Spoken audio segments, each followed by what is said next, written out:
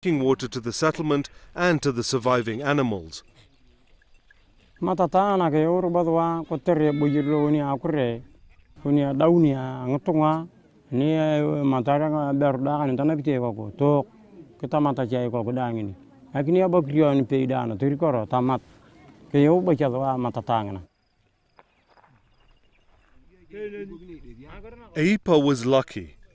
His goats have so far survived Dhaqanka's crippling droughts. And with the addition of the new water pan, his family is hopeful that they will continue to thrive.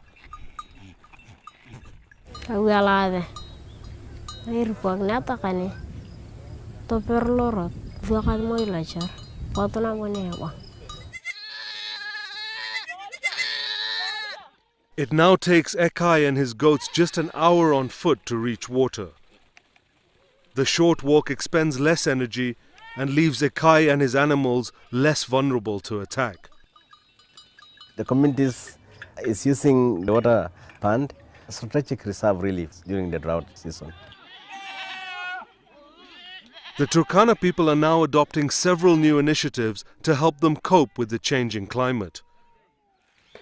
Many have traded in their traditional cattle for more drought-resistant animals like goats and camels. Hearty cereals such as sorghum that require little water are being